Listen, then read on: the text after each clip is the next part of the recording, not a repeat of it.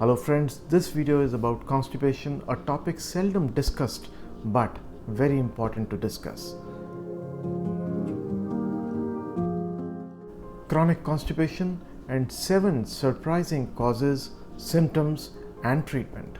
And for all of you who are joining us for the first time, watching us for the first time, do consider subscribing to our channel and pressing or clicking the bell button so that you get notified whenever we come up with a new health video. And for all our new friends, let me tell you that LiveLifeMore brings researched and reliable health information from National Library of Medicine, National Institutes of Health, so that you can rely upon that information and you can implement and stay healthy, add years to your life and add life to your years. I'm Dr. Sandeep Jassal from LiveLifeMore.com, and I'm a preventive health consultant, a lifestyle disease specialist and a natural health consultant from Live Life More Diet and Wellness.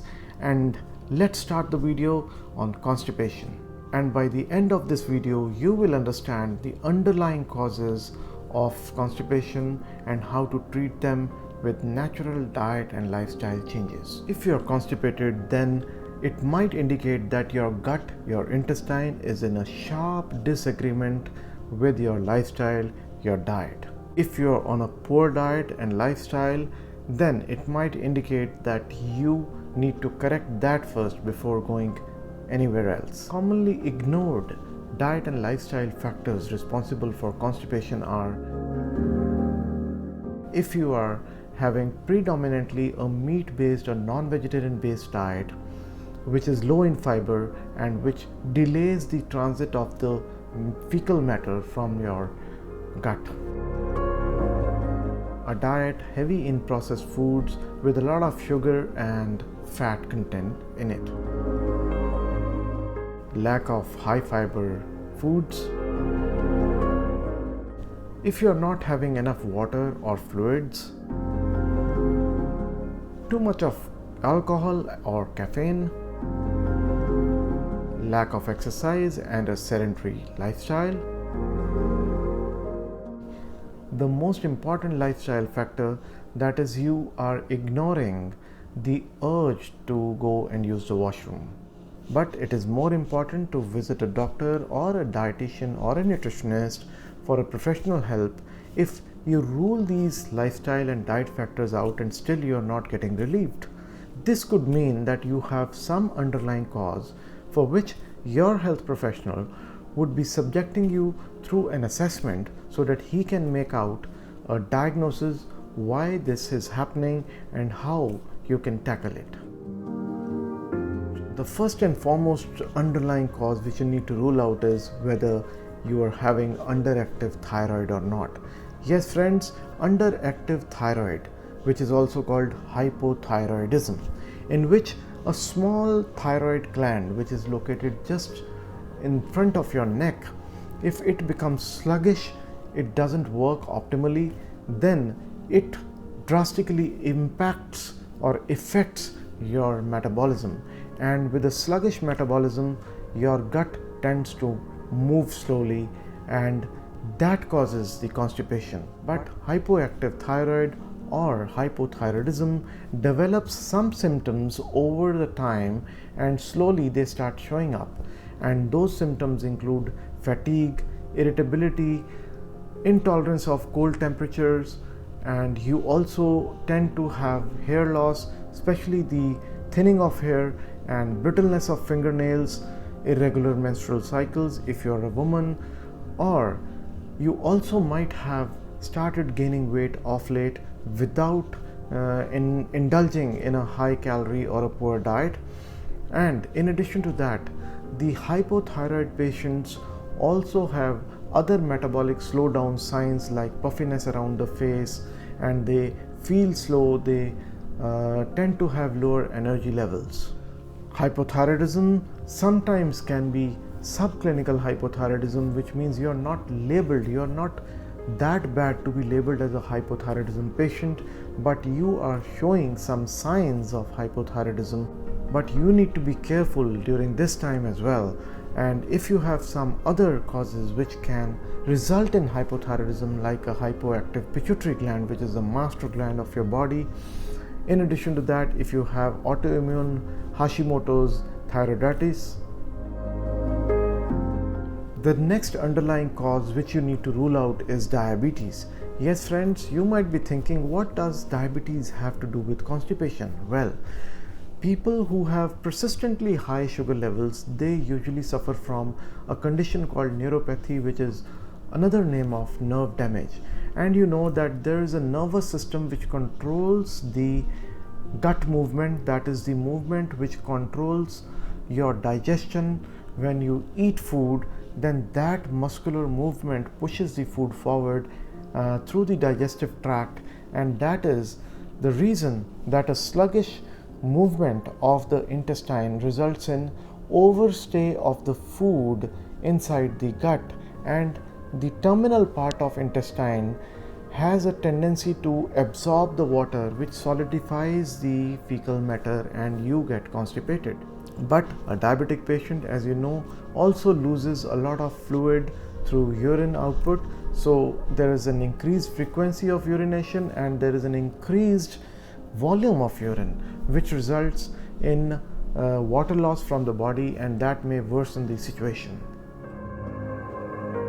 The next underlying cause can be IBS. Yes friends, people many times think that IBS, that is Irritable Bowel Syndrome, can usually result in only in diarrhea and not in constipation. Well, IBS is a condition in which there is a mismatch between your brain and your intestine. When there is a mismatch, then you misinterpret the signals which the brain is trying to send about the behavior of your intestine, and people may sometimes suffer from constipation because of Irritable Bowel Syndrome. They can also have other symptoms, like sometimes they may pass mucus, sometimes they may have flatulence, they may have bloating, feeling of fullness in the abdomen. So all these symptoms may reflect or indicate a condition called Irritable Bowel Syndrome.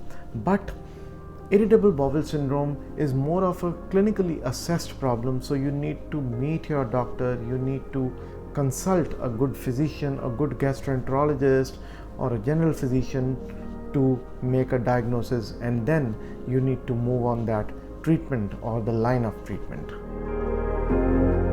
The next underlying cause is anxiety. Yes friends, anxiety is a situation where your body, your mind goes into fight or flight mode.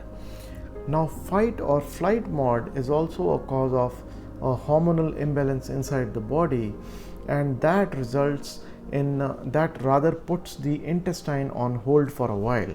When your intestine is put on a hold, then the digested particles, they stay inside the intestine for longer, which results in again the same thing which I've been telling you, that is reabsorption of fluids or water from that matter which has been lying over there, and that results in constipation. But anxiety also has certain other symptoms such as restlessness, insomnia, that is lack of sleep, then irritability, then excessive feeling of fear, and you tend to fear from things which you are not supposed to fear from. So all these symptoms, if they are present, then you should get your anxiety ruled out by a physician. The next underlying cause which you need to rule out is depression. Yes friends, in depression people have the feeling of despair, uselessness, worthlessness. They have a feeling that you're good for nothing, and then if there is a depression, then the eating habits get disturbed. Either they start consuming too much of pleasure giving foods like high sugar, high fat foods, which may alter your digestion, or they tend to stay in bed for long and they are not active anymore, so which results in constipation. So that needs to be ruled out so that you can be relieved from this constipation which is caused by depression. Sometimes there can be other underlying causes which are important but rare, but you should always consider them when you talk to your doctor about your constipation. That can be hyperkalemia. Hyperkalemia means high level of calcium in your body. In addition to that, if you have Parkinson's disease or if you have multiple sclerosis, these are the nervous system disorders which make a person bedridden, or they slow down a person's body's actions, and that's how sitting for a long time results in lack of physical activity, which results in constipation. In addition to these conditions, it is stroke or spinal injury, because of which the person is bedridden for long, or intestinal cancer or even bowel obstruction can cause constipation. Other important underlying cause of constipation is pregnancy. Yes friends, if a lady is pregnant, her body makes higher amount of progesterone, the hormone, which results in lower contractions of the intestine and resulting in sluggish bowel movement. Other surprising cause of constipation is to rule out whether you are on some constipating medications or not. Common medications which may cause constipation are antidepressant pills. There can be anti-Parkinson's drugs, anti-epilepsy drugs, or if you are on iron pills or calcium pills, or for that matter some painkillers like the ones which are derived from opioids like tramadol, like codeine. So all these drugs may also cause constipation as a side effect. Certain small lifestyle and diet changes can really make a difference, and simple diet and lifestyle changes which can improve your constipation are that you need to add fiber to your diet. On an average, a high fiber food is something which you can procure from vegetables and fruits, and by adding bran to your breads. So if you take these steps, you can definitely improve your constipation. You can relieve your constipation by adding some fiber to your diet. In addition to that, you need to improve your fluid intake, that is your water intake, and it is advisable to measure your water which you drink during the day, and it's better to keep a bottle, so that if it is a 1 liter bottle, you should be able to measure your water intake by counting the number of bottles you are having in a day. If you're having 2 bottles of 1 liter each, then you finished your 2 liter quota, your 2 liter limit, and if you're having more than that, even then it is better. Light exercise, parking your car at a farther point in the parking lot so that you have to walk, and a small stroll after or before your dinner or after your dinner is better. An early morning glass of warm water first thing in the morning can help you trigger the gastro-colic reflex. Now that is a kind of a movement which is triggered when you eat or drink something first thing in the morning, and if you trigger that with water before you start eating something, it may trigger your bowel movement. It is also advisable to keep a regular one time which is relaxed and free from distractions like newspaper, mobile phones, or any other distractions, to be there in the washroom for your bowel to empty. The research has shown that you tend to evacuate better if you have a set pattern of evacuation. Many times taking some laxatives may also help, but that should always be done under the supervision of a health professional. Now there are ways these laxatives work. The mode of action differs from one laxative to the other category of laxatives. So one category is osmotic laxatives. So osmotic laxatives, they usually retain water in the stool, in the fecal matter, so that the transit can be eased. It could be PEG, that is polyethylene glycol, or sorbitol, or laxatives like milk of magnesia or sodium phosphate. The other category of laxatives is stimulants category, in which we have bisacodyl, which is a common drug which is used, and then a common leaf herbal extract called senna, so which also excites or stimulates, creates some crampy movements in the intestine for the evacuation to happen. So that's it, dear friends, in this video on constipation. I hope you liked the information which we shared, and in case you have any questions, you can put your comments, and if you have any other suggestions, we would love to have your suggestions in the comments, and we will analyze and elaborate on those questions, those suggestions which you mention in your comments. And please consider sharing this information with the person whom you care about and whom you think that he or she can benefit from the information we've shared in this video. So till we meet again, stay blessed, stay informed, and live life more.